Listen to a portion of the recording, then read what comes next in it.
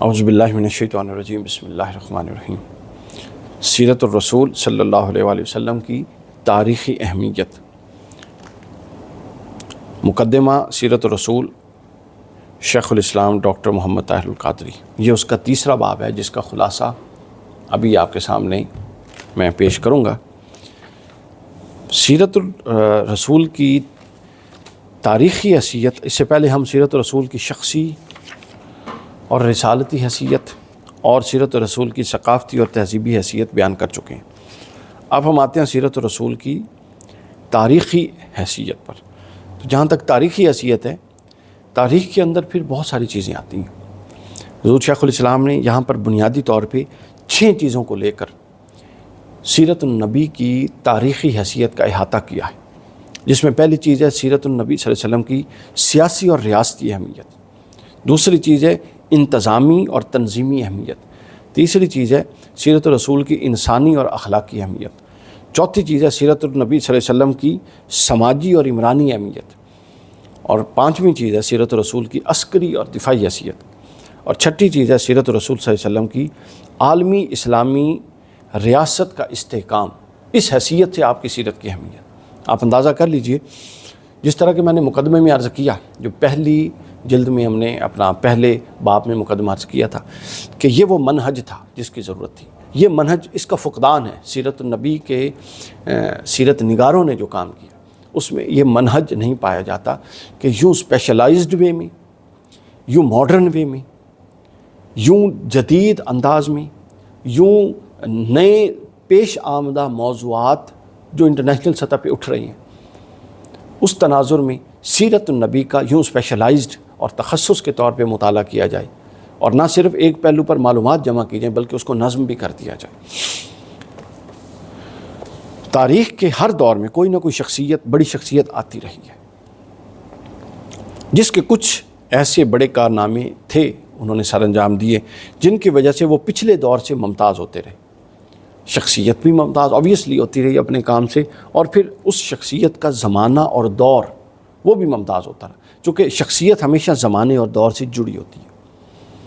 آپ جب بھی کسی بڑی شخصیت کا مطالعہ کرتے ہیں، تحقیق کرتے ہیں، تو فوراً آپ کے ذہن میں ایک بات آتی ہے کہ وہ کس زمانے میں تھی، جو کہ ظاہر ہے زمانے کے شخصیت پر اثرات، زمانی اپروچ کے، زمانی علمی روایت کے، زمانی تمدنی روایت کے، اس زمانے کی جو دینی اور روحانی روایت ہے اس کے، اس زمانے کی جو اخلاقی روایت ہے اس کے انسان پر اثرات، اور پھر انسان اگر عبقری ہے اور انسان اگر مطلب غیر معمولی صلاحیتوں والا ہے تو پھر اس کے اس زمانے پر اثرات، اسی طرح وہ بھی مختلف انداز کے ہوں گے، مختلف زاویوں سے ہوں گے۔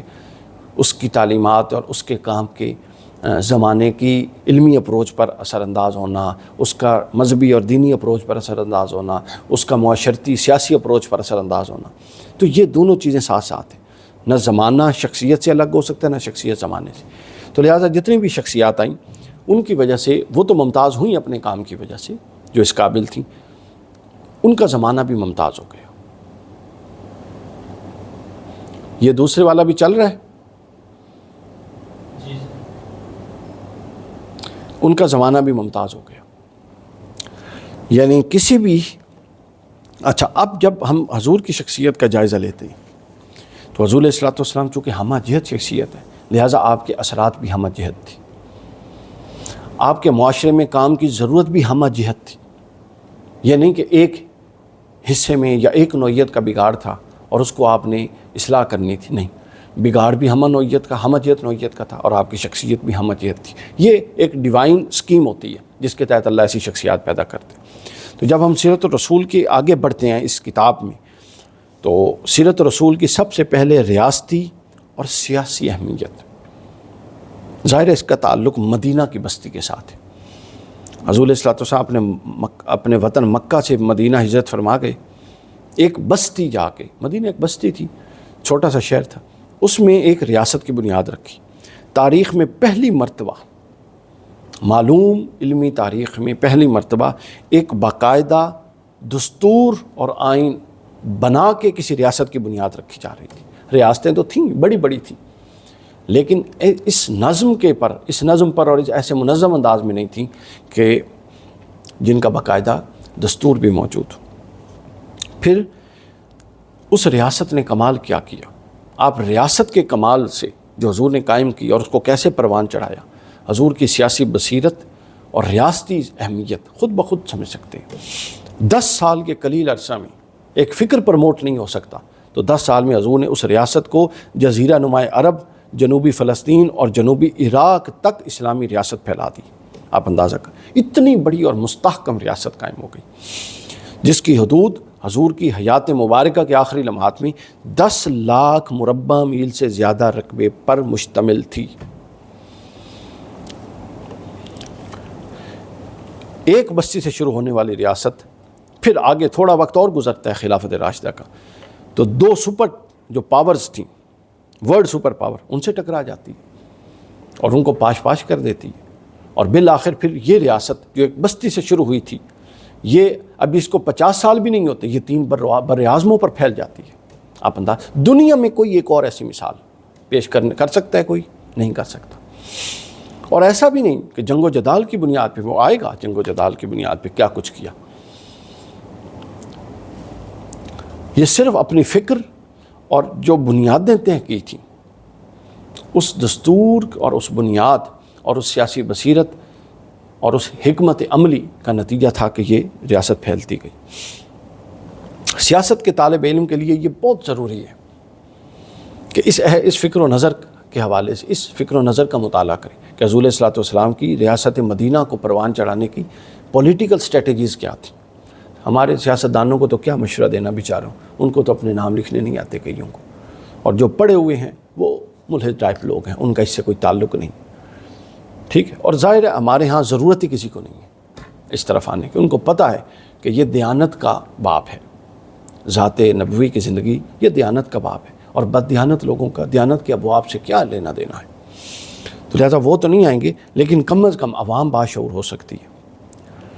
مغربی مفکرین نے حضور کی زندگی کو بہت زیر بحث لائے، حتیٰ کہ بہت بڑے بڑے جو بغض اور تعصب میں مبتلا لوگ تھے، انہوں نے یہاں تک لکھ دیا بعض نے معاذ اللہ کہ حضور کی زندگی کے 2 حصے ہیں، بطور پروفٹ آپ ناکام رہے معاذ اللہ، لیکن بطور اسٹیٹسمین کامیاب رہے۔ یعنی جو بغض اور تعصب اور کینہ میں آخری حد تک ہیں اور شخصی خصائل اور خصائص کو دیکھنے کے باوجود اس کا انکار کرتے ہیں، مدنی، ریاستی اور سیاسی و انتظامی زندگی کا وہ بھی اقرار کرنے پہ مجبور ہیں۔ لکھتے ہیں جی، the civilization that sprang from the message and conquest was a mixture of Arabs, Greek, Persian, Egyptian, Spanish, African and Southern Asia, the most cosmopolitan civilization in the world's history۔ کہ وہ تہذیب جو اسلام کے پیغام اور فتوحات سے پھوٹی، عرب، یونان، ایران، مصر، ہسپانیہ، افریقہ اور جنوبی ایشیائی اقوام کی تہذیبوں کا مجموعہ ہونے کے ناطے تاریخ عالم میں انتہائی وسیع المشرب تہذیب تھی۔ آپ اندازہ کر لیں۔ پھر اس کے بعد حضور اسلام کی سیرت مبارکہ کی تاریخی حیثیت میں جو دوسرا پہلو آتا ہے وہ آتا ہے انتظامی نوعیت کا، یعنی آپ نے یہ جو کامیابی ہے نہیں، اس میں آپ کی جو ڈسپلنری اپروچ ہے بطور منتظم، آپ کا رول کیا تھا۔ حضور کی زندگی میں جس خطے میں آپ متولد ہوئے، مکہ، وہاں پر کوئی نظم نہیں تھا، حکومت ہی قائم نہیں تھی، قبائل کی شکل میں لوگ رہتے تھے، ہر قبیلے کے ایک اپنے نظام تھا، سربراہ تھا۔ اور پھر جب حضور تشریف لے گئے دنیا سے تو جو نظام بنا کے گئے، یہ درمیان کے چند سال یہ آپ کو بتاتے ہیں کہ آپ کی انتظامی صلاحیتیں کیا تھی، یعنی ایک فرد نہیں، ایک معاشرے میں آپ نے کیا چیزیں برپا کر دیں۔ اس میں سب سے اہم چیز جو ہے وہ ہے آپ نے اندرونی اور بیرونی جملہ ریاستی خطرات کا جس حسن تدبیر سے، انتظام سے ازالہ کیا، وہ تاریخ کا ایک کارنامہ ہے۔ مدینہ میں ظاہر ہے یہود تھے ایک مؤثر سیاسی قوت کے طور پر، مدینہ کے گرد و نواح میں اور قبائل تھے، وہ ساری ظاہر ہے غیر مسلم تھے، کئی اس میں سے امن پسند تھے، کئی قریش مکہ کے حلیف بن گئے، مکہ کے کفار کے ساتھ مل گئے، مشرکین کے ساتھ ان کے ہم نوا ہو گئے، اور مسلمانوں کے خلاف ہو گئے. ان میں اور بھی کئی بنو تمیم تھا، بنو سعد، بنو حنیفہ تھا، بنو اسد، بہت سارے قبائل تھے جو سیاسی طور پہ بڑے مؤثر تھے. پھر نجران، یمن، بحرین، عمان، شام اور ایران کی مستقل سلطنتیں تھیں، اور ان کی سب کی نظر میں یہ نوزائیدہ سلطنت جو مدینہ میں قائم ہوئی تھی یہ کھٹک رہی تھی. حالات اتنے سازگار نہیں تھے جس طرح ہمارے ہاں بیان کیا جاتا ہے. چونکہ حضور نبی تھے اور حضور علیہ الصلوۃ والسلام نے بیکان سارا کچھ کر دیا. حضور نے انسانی سطح پر جدوجہد کر کے یہ سب کچھ دکھایا، وحی کی تائید اور اللہ کی مدد سے. تو آپ نے اندرونی طور پر سب سے پہلے توجہ فرمائی. آپ انتظامی نظم دیکھیے حضور کا، سب سے پہلے اندرونی طور پر توجہ فرمائی، اور جو اندر سے ممکنہ طور پہ ریزسٹنس آ سکتی تھی یہود کے ساتھ معاہدے کر کے ان کے ساتھ مینجمنٹ کرتی، سیٹلمنٹ کرتی، تاکہ اندر کا چیپٹر کلوز ہو گیا. پھر اس کے بعد باہر کے لیے مدینہ کی خاص حد بندیاں کروا دیں تاکہ ایک ڈیفنس، لائن آف ڈیفنس بن جائے. اس کے بعد داخلی سیاسی اور معاشی استحکام، یہ اگلا چیلنج تھا. داخلی سیاسی اور معاشی استحکام.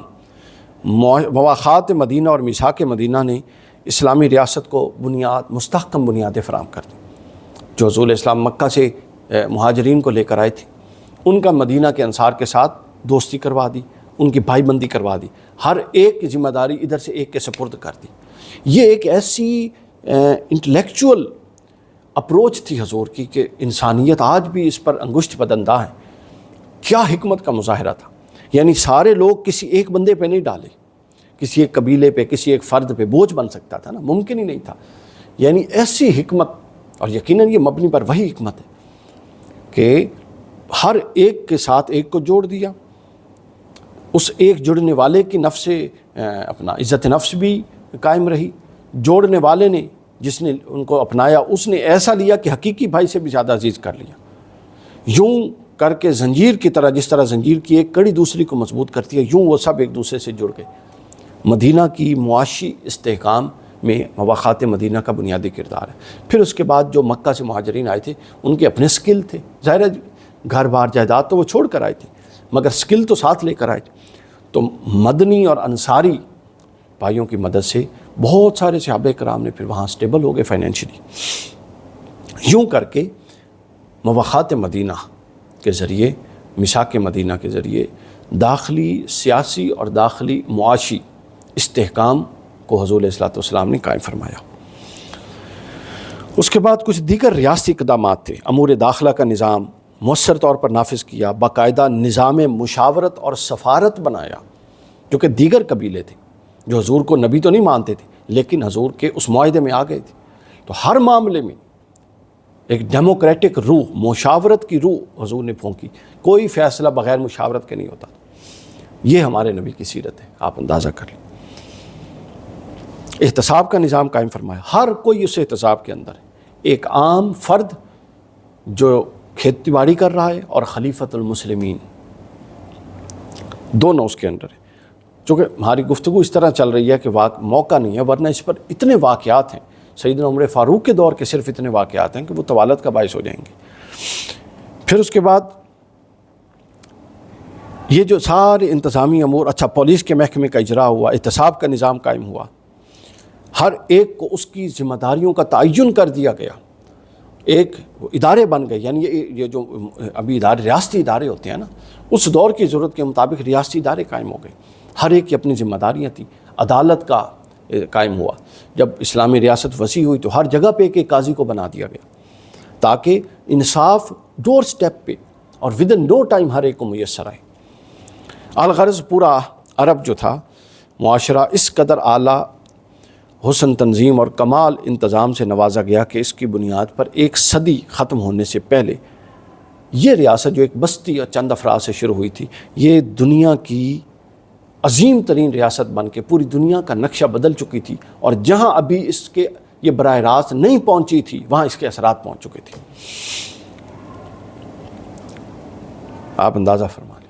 پھر اس کے بعد اگلا پہلو آتا ہے حضور کی انسانی اور اخلاقی اہمیت. تاریخ میں اگلا پہلو ہے انسانی اور اخلاقی حیثیت، بڑی امپورٹنٹ ہوتی ہے. حضور علیہ السلام کے اخلاق صرف معلم اور مبلغ ہی نہیں تھے حضور علیہ السلام، بلکہ حضور علیہ السلام سب سے پہلے اپنی تعلیم پر خود عامل بھی تھے، عمل کرنے والے تھے۔ یہ تبلیغ میں بہت بڑا اس وقت فلاح ہے، کہنے سننے میں بہت کچھ ہے، کرنے والا کم ہے، کم لوگ ہیں۔ دوسروں کو جس قدر حکم فرماتے اس سے زیادہ حضور خود کرتے تھے۔ یہ چیز تھی جس نے حضور کی شخصیت کو بلند کر دیا تھا سب سے۔ اس کا بیان آپ دیکھ لیجیے حضرت خدیجۃ الکبریٰ رضی اللہ، اور حضور کی شخصیت کا آپ دیکھیے احاطہ، ایک ایسی ہستی حضرت سیدہ خدیجہ رضی اللہ تعالی عنہ و سلام اللہ علیہ، جو اعلان نبوت سے پہلے 15 سال حضور کی خدمت میں رہ چکی ہیں۔ جب حضور نے اعلان نبوت کیا تو وہ سب سے پہلے ایمان لانے والی تھی، اور انہوں نے کہا کہ ہرگز اللہ آپ کو ضائع نہیں کرے گا۔ کیوں؟ آپ صلہ رحمی کرتے ہیں، لوگوں کو جوڑتے ہیں، رشتوں کو جوڑتے ہیں، آپ لوگوں کا بوجھ اٹھاتے ہیں۔ یہ شخصیت کا وہ تعارف ہو رہا ہے کہ ابھی کوئی دین کا حکم بیان نہیں ہوا، صرف بتا رہے ہیں کہ مجھ پر یہ وحی نازل ہوئی اور یہ معاملہ ہوا، اور چند خدشات کا اظہار فرما رہے ہیں بطور انسان۔ اور ادھر سے جو رسپانس آ رہا ہے آپ کی، وہ بیوی جو آپ کے نکاح اور عقد میں 15 سال سے جو آپ کی سیرت و کردار اور آپ کی پوری شخصیت کو دیکھے ہوئے ہے، وہ آپ کے بارے میں کیا رائے دے رہی ہے کہ آپ بوجھ اٹھاتے ہیں، لوگ ناداروں کی خبر گیری کرتے ہیں، مہمانوں کی تواضع کرتے ہیں، مصائب میں مشکل میں لوگوں کی مدد کرتے ہیں۔ یہ سیرت النبی کی انسانی اور اخلاقی حیثیت تھی، یعنی انسان کے ممکنہ روپ جتنے بھی ہو سکتے ہیں، بطور باپ، بطور شوہر، بطور بیٹا، بطور ہمسایہ، بطور دوست، بطور تاجر، بطور سپہ سالار، بطور جنگجو، ہر حوالے سے آپ کی شخصیت بے داغ ہے۔ پھر آپ کی شخصیت میں امانت داری کا بہت پہلو ہے، بہت اہم پہلو۔ آپ کا بدترین دشمن آپ کو صادق اور امین کہتا تھا۔ اور ہجرت کی رات جن لوگوں نے، حضور شیخ الاسلام نے بڑا اہم پہلو لکھا ہے صفحہ نمبر 212 پر، ہجرت کی رات جن لوگوں نے آپ کے گھر کا محاصرہ کیا ہوا تھا، اس گھر کے اندر انہی کفار یا ان کے بڑوں چھوٹوں میں سے کسی کی امانتیں پڑی تھیں جو حضرت علی کو دے کر آئے تھے، اور وہ امانتیں سپرد کر کے حضور کو واپس حضور کے پاس مدینہ آئے۔ یعنی دیانت داری کا لیول دیکھیں کہ جو باہر مارنے کے لیے کھڑا ہے اس کو بھی پتہ ہے کہ اس ریئیکشن اور اس شدید مخالفت، حتیٰ کہ جان کے در پہ تھے، کے باوجود اس شخص سے دیانت داری کے خلاف کوئی عمل اس کے صادر ہونے کا کوئی امکان نہیں ہے۔ پھر سخاوت، کوئی سائل آتا، ایک دفعہ آیا، آپ کے پاس نہیں تھے پیسے، تو وہ آپ کے نام پر فرمایا میرے نام پر ادھار لے کے چلے جاؤ، بعد میں دے دوں گا۔ مہمان نوازی کا یہی عالم تھا، حتیٰ کہ کفار و مشرکین جب آتے تو حضور ان کی مہمان نوازی فرماتے تھے۔ یہ وہ شخصیت تھی جس نے پورے کی پوری نظام کی کایا پلٹ دی، اور مسلمانوں کی اخلاقی اور انسانی اہمیت کا جو شہ پارہ ہے وہ قرآن مجید ہے۔ یعنی یہ پوری جو تعلیمات ہیں، یہ جو میں بیان کر رہا ہوں، جس طرح حضرت عائشہ کی روایت بھی ہے، کسی نے پوچھا کہ حضور کا اخلاق کے بارے میں بتائیں، تو فرمایا قرآن پڑھ لو، یہ کوئی الگ چیز تو نہیں ہے، قرآن میں جو لکھا ہوا ہے حضور وہ کرتے تھے، سارے کے سارے اس کا عملی نمونہ تھے۔ تو یوں یہ حضور علیہ السلام کی شخصی اور جو اخلاقی، انسانی اور اخلاقی اہمیت ہے، تاریخ نے یہ حضور کی شخصیت کا، اخلاق اور بطور انسان آپ کا یہ والا رول دیکھا۔ پھر اس کے بعد تاریخی اہمیت میں اگلا پہلو آتا ہے سماجی اور عمرانی اہمیت کا۔ یہ بہت اہم پہلو ہے اور ہمارے ہاں بہت اگنورڈ پہلو ہے۔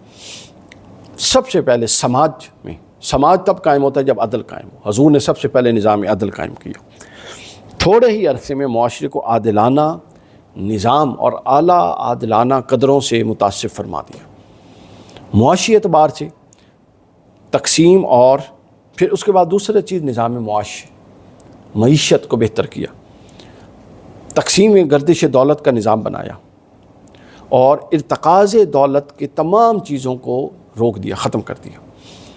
مثلا تقسیم دولت، تقسیم وراثت، تجدید وصیت، حرمت سود، حکم نفاق، اللہ کی راہ میں خرچ کرو، ناجائز ذرائع آمدن کو بند کرو، زکوٰۃ دو، عشر دو، یہ سب مثالیں تھیں کہ فلو آف ویلتھ آپ نے آگے اس کو چلایا۔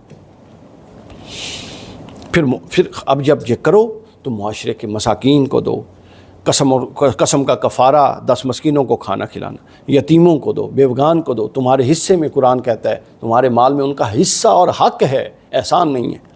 وہ دو، یوں کر کے تمام جو پسماندہ طبقات ہیں ان کا تحفظ کر دیا، اور بالآخر اس طرح کی معیشت قائم فرمائی کہ اسلام کو ایک ویلفیئر اپنا مدینہ کی ریاست کو ایک ویلفیئر اسٹیٹ کے طور پہ متعارف کروایا، جہاں سے اب دنیا ویلفیئر اسٹیٹ بہت سارے ملک بن چکے ہیں، یہ سب ماڈل وہیں سے لیا ہوا ہے۔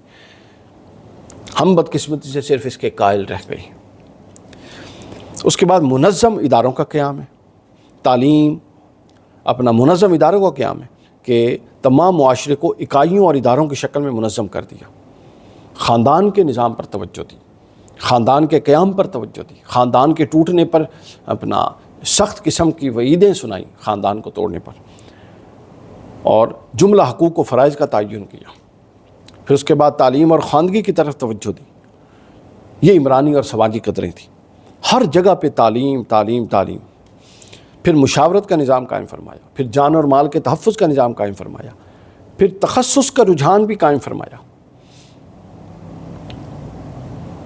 اور بالکل ابتدائی دور میں جو اصحاب صفہ تھے، جو دینی مزاج کے لوگ تھے، ان کا حضور کی خدمت میں ہمہ وقت رہنا اور نظام عبادات کو اپنانا اور یہ سارا کچھ کرنا، یہ تخصص کی طرف اشارہ تھا۔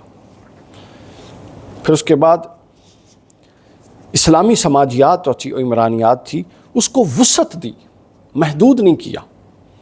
صفحہ نمبر 219 پر بڑا دلچسپ تبصرہ لکھا ہوا ہے، وہ ضرور پڑھیے، کہ سیرت کے عمرانی پہلوؤں کو وسیع بنایا، اتنا وسیع بنایا کہ آپ اپنی اصل قدر دینی قدروں پر قائم رہتے ہوئے سب کو ساتھ ملا سکیں۔ پھر سماجی ہاؤسنگ کالونی قائم کی، مسجد نبوی کے ارد گرد پورے کے پورے صحابہ کے گھر تھے، ہاؤسنگ کالونی تھی۔ سماج یوں بنتا ہے اجماع سے، اور بنیاد اس کی فکر اور عقیدہ توحید تھی۔ پھر مواخات نے اس کو اور مضبوط کر دیا۔ پھر اس کے بعد آگے چلتے ہیں تاریخ میں، تو رسول اللہ کی ایک اور پہلو شخصیت کا سامنے آتا ہے، وہ ہے عسکری حیثیت، دفاعی حیثیت۔ ڈیفینسو لائن پر آپ نے کیا کیا؟ حضور نے پوری زندگی، مدنی زندگی، 10 سالہ زندگی میں 83 کے قریب غزوات اور سرایا ہوئے۔ آپ اندازہ کیجئے کہ اوسطاً ہر سال 8 سے 9 جنگیں ہوتی ہیں، یعنی ہر ایک مہینے اور چند مہینے، ہر ایک ماہ اور چند 5 دن بعد ایک مارکا ہو رہا ہے۔ کتنا پرو ایکٹیو ہونا پڑتا تھا، آپ اندازہ کیجئے۔ ریاست کے معاملات ہیں، پچھلے پھڈے ہیں، نئی پیش آمدہ خطرات ہیں، داخلی مسائل ہیں، خارجی مسائل ہیں، اس کے باوجود کوئی نئی مہم پیش آ رہی ہے اور اس کی بھی تیاری ہو رہی ہے، اور ہر ایک مہینے 5 دن بعد ایک مہم پیش آ رہی ہے۔ یہ پرو ایکٹیونیس چاہیے اسلام کی اصل اسپرٹ کو، اس کو نافذ کرنے کے لیے۔ پھر عظیم جنگی حکمت عملی، آپ اندازہ کیجئے، عدیم المثال، یعنی انہی صحابہ کرام کے بعد آپ دیکھیں، نہ صرف حضور نے خود اپنی دور میں جو غزوات لڑے ان میں بھی عظیم جنگی حکمت عملی، بلکہ اپنے بعد جو حضور تیار کر کے گئے، وہ بڑی حیرت کی بات ہے۔ ایسے لوگ تیار بھی کیے، یعنی صرف شخصیت نہیں تھی، شخصیت خود شخصیت ساز بھی تھی۔ ایک مثال دے کے آگے چلتے ہیں، مختصر سی۔ حضرت اسامہ زید بن حارثہ رضی اللہ تعالیٰ عنہ سریہ موتا میں بطور کمانڈر جاتے ہیں، اور آگے 10 لاکھ کی فوج ہے، 1 ملین، اور ان کے پاس 3000 کا لشکر ہے۔ اسٹریٹجی کے ذریعے ان کو شکست بھی دیتے ہیں اور اپنے لوگوں کو حفاظت سے مدینہ بھی لے کر آ جاتے ہیں۔ کس نے ان کو تربیت دی تھی؟ رسول اللہ۔ رات کو مصلح، دن کو بزنس، پھر تبلیغ، پھر معاشرت، پھر سماجیات، اور پھر تلوار۔ اس کے بعد اگلا پہلو جو سامنے آتا ہے، آخری پہلو اس کا سیرت رسول کی تاریخی اہمیت کا، وہ ہے عالمی اسلامی ریاست کا استحکام۔ اس کے لیے حضور علیہ الصلوۃ والسلام نے بہت سارے اقدامات کیے، چونکہ آپ نبی تھے اور خاتم النبیین تھے، کسی اور نبی نے نہیں آنا تھا، تو آپ نے ایک عالمگیر ریاست قائم کر کے دکھائی، لِیُظْہِرَ عَلَى الدِّینِ کُلِّهِ، دین کو ہر تصور پر غالب کر دیا، اور اس غلبہ دین کی پر مبنی ایک پوری کی پوری ریاست قائم کر دی۔ اس ریاست نے کیا کیا؟ اچھا، اب اس کے لیے کیا اقدامات کیے کہ جو ریاست قائم ہو گئی، اب اس کو ایک عالمگیر حیثیت دینی؟ تو آپ نے اپنی حیات مبارکہ میں دعوت حق اور فروغ دین کے لیے مناسب اقدامات کیے۔ اسلامی ریاست کے استحکام اور اس کے تسلسل کے لیے بہت سارے جو باقی نمائندگان تھے، بادشاہ تھے، ان سے رابطہ کیا، ان کو خطوط لکھے، ان کو دعوت اسلام دی۔ یہ اسلام کے عطا کردہ نظام اور عالمی سطح پر فروغ اور نفوذ اور توسیع کی ابتدا تھی۔ جب اندرونی اور بیرونی طور پہ مستحکم ہوگی ریاست تو پھر آپ نے بین الاقوامی منظرنامے پر توجہ دی، اسلام کا تعارف کروایا، خطوط لکھے۔ مدینہ اور اس کے قرب و جوار کے قبائل نے اسلام اور ریاست سے رابطے شروع کر دیے۔ آپ نے صحابہ کرام میں سے ایسے لوگ تیار کیے، ان کو مختلف ڈیوٹیز دیں۔ پھر حضور کی حیات مبارکہ کے بعد خلافت راشدہ میں دیکھیے، حضرت عمر کے دور میں خاص طور پہ کتنی ڈیولپمنٹ ہوئی، کتنے ادارے بنے، عدلیہ، شورا کا نظام، انتظامی حوالے سے پولیس کا نظام، چوکیوں کا نظام، چنگیوں کا نظام، مؤذنوں کی تنخواہیں، یعنی ایک پورا ریاستی ڈھانچہ بڑے ایڈوانس وے میں بن گیا۔ پھر اس کے بعد خلفائے راشدین نے پھر اس جو اپروچ تھی، چونکہ خلفائے راشدین علی منہاج خلافت علی منہاج النبوہ ہے، وہ حضور کی فکر کا تسلسل تھا جو چل رہا تھا۔ انہوں نے پھر دیکھیے کہ اس کو عالمی ریاست بنانے میں کیا کردار ادا کیا۔ 2 ہجری سے 10 ہجری جزیرہ نما عرب کی حدود فلسطین، شام، عراق، یمن سے ملتی ہیں، یعنی اب صفحہ نمبر 225 سے لے کر حضور شیخ الاسلام نے صفحہ نمبر 225 سے لے کر صفحہ نمبر 235 تک سن وائز اسلامی ریاست میں کون کون سے علاقے داخل ہوتے رہے، کس کی کوشش سے ہوتے رہے، اس پر پورا کا پورا تبصرہ، اور کس کے عہد میں ہوتے رہے، عہد عثمانی میں کون سا ہوا، عہد فاروقی میں، عہد علوی میں کون سا ہوا، پھر اس کے بعد اندلس، یورپ، اسپین کی فتوحات کس سن میں ہوئیں، یعنی تقریباً 100 سال، 150 سال، 150 ہجری تک جو اسلامی ریاستوں میں وسعت اور جن جن علاقوں میں پیغام پہنچ چکا تھا اس کی پوری تفصیل بیان کر، جس کو آپ دیکھ سکتے ہیں۔ یعنی حضور علیہ الصلوۃ والسلام کی سیاسی پالیسی دیکھیے کہ انہوں نے بین الاقوامی سطح پر روابط کا کیا سلسلہ قائم کیا۔ آخری چیز اس حوالے سے وہ جنگی اخلاقیات ہیں کہ حضور علیہ الصلوۃ والسلام نے نہ صرف جنگیں کی بلکہ جنگی اخلاقیات کا درس دیا کہ جنگ میں کسی غیر متحارب، غیر محارب جو لڑنے نہیں آیا اس کو نہیں مارنا، بچوں کو استثناء ہے، عورتوں کو استثناء ہے، بوڑھوں کو استثناء ہے، بیماروں کو استثناء ہے، درختوں کو استثناء ہے، املاک کو استثناء ہے، زمین و فصلوں کو استثناء ہے، ان کو کچھ نہیں کہہ سکتے۔ صرف جو آپ کے سامنے تلوار لے کے آیا ہے بس آپ نے صرف اس سے لڑنا ہے۔ جنگی اخلاقیات کس نے درس دیا؟ آپ باقی فتوحات اور مفتوحین جو ہیں دیکھیں انہوں نے کیسے ظلم اور بربریت کے باب رقم کیے، مگر اسلام نے چند 100 لوگ فریقین کی طرف، دونوں کی طرف چند 100 لوگوں کی جانوں کے عوض حضور نے یہ پوری کی پوری ریاست قائم کر دی۔ تو یہ حضور علیہ الصلوۃ والسلام کا تدبر تھا۔ یہاں ہم تیسرے باب کا اختتام کرتے ہیں۔ سیرت الرسول مقدمہ کا تیسرا باب میں نے آپ کے سامنے اس کا خلاصہ پیش کر دیا۔ بس